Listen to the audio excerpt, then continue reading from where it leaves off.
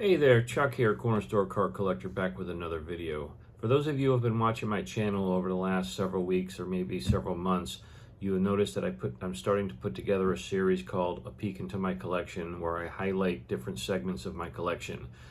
And after I made that video the other day, it kind of dawned on me that I haven't really explained the evolution of my collection and how I acquired such a large collection over the last 5+ decades. So I wanted to take a little bit of time to just kind of communicate with my subscribers and just kind of give them an understanding of how I became a card collector, what I like to collect, and those type of things. So my card collecting experience began in 1972 at the young age of 4, maybe 4.5, where my father used to bring home sports cards and he would hand me packs of cards and I would open them, and that was probably about the extent of it. Not that I was buying my own cards at that time, but by the time 1976 came rolling around, I was about 8 years old when I started to be pretty heavily into buying sports cards. I remember when I was 8 years old, my brother, who is probably 3 or 4 years older than me, had a paper route and he didn't want to do it anymore, so I convinced my father to let me take over that paper route, and to my surprise, he allowed me to do it, and I was pretty successful at it, and I made pretty decent money.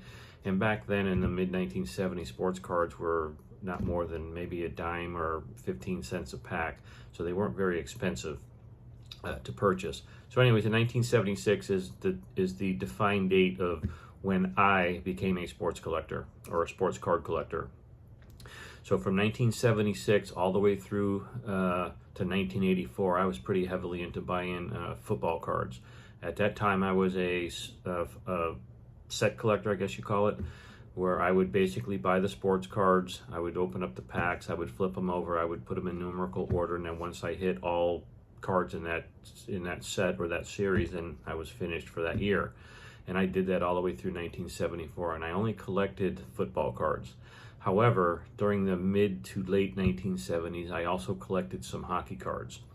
Now, mentioning my brother again, he collected baseball cards in the mid to late 1970s. So I may have had some baseball cards mixed into my collection because him and I used to do some trading, and we would pitch our cards up against the wall and those types of things, and that's how I acquired different types of cards. But I do remember buying some hockey cards in the mid to late 1970s. Now, out of the original cards that I had from the mid-70s all the way through 1984, I probably only have about 35% of my collection due to replacing cards because they were either damaged, they didn't present well, it spilled a glass of water on them, or whatever the case may be, so they were pretty much replaced. But I do have about 35% of my original cards that I collected from the 70s and 80s. So I collected again, like I said, all the way up until about 1984, and then I took a break. I think I was a sophomore in high school. I started to get into other things. My priorities changed, and I started to spend a lot of times with my friends and that stuff, and I wasn't really doing much card collecting. So I took a break during the 1985 and 86 seasons, and by the time I graduated from high school in 1987 and joined the Marine Corps after I graduated from high school, I then got stationed down in North Carolina, and I got back into sports card collecting again. At this point, though, in 1988, I kind of evolved into a more than just football collector. I was collecting baseball and I was collecting basketball. So the same concept applied, where I was, buying the packs of cards or boxes of cards, and I would open up all the packs and I would put them in numerical order, and I would put the sets together, and then I would put them away. And I did that all the way through the early to mid 1990s. And then all of a sudden, all these other new card companies used to come out and start making cards. There was Classic that came out. I think there was Playoff that came out. There was Upper Deck. There was Flair. There was all these different card companies that were coming out with different types of cards, and it just became overwhelming. So I kind of had to narrow down what I was going to collect. I always stuck to my roots, though, and continued to collect football cards. So I do have either complete sets or the majority of the set from 1972 all the way through to 2015, when Topps stopped making football cards. From 71 and beyond, I probably have the majority of those sets are pretty well built out too. except for that 1957 set that I had, and I think the 1962 set, because I'm not a very big fan of the horizontal card. I like the vertical cards instead. The horizontal cards, when they're split in two, the images are real small, and it just takes away from the aspect of the card itself. So those are not my two favorite sets, that 57 set or that 62 set. So anyways, going back, or fast forward back up into the 1990s, that's when I started to acquire a lot of my vintage baseball cards. I don't have a lot of vintage basketball cards, nor do I have a lot of vintage hockey cards. I was really focusing on my football, so I do have a pretty good array of football cards. But over the last 10 or 15 years, I've acquired a lot of baseball vintage cards and built my collection out. And in addition to that, you know, around the late 1990s into the early 2000s, I was pretty heavily into buying a lot of card collections from either former Marines or just answering ads in the newspaper and just buying collections. And I would just buy just random stuff. Wouldn't even look, well, I mean, I would look through them to see what the quality of the cards were and that kind of thing, but I would just buy the collections and I would put them away. So my collection was packed up in 3 different segments. The first segment was when I first joined the Marine Corps in 1987. Those cards were all boxed up and put into a storage area at home. And then when I joined the Marine Corps, I had a second set that was, or a second group of cards that I bought from 1987 all the way through about 1999, or actually into maybe 2000, 2001, because I boxed those up, or actually the Marine Corps did when they came in and moved me from New Hampshire to Hawaii. I had that set boxed up and they were stored at my brother's house. And then I had another small collection that I built when I was in Hawaii. Those were boxed up when I moved back to the mainland and got stationed in New York.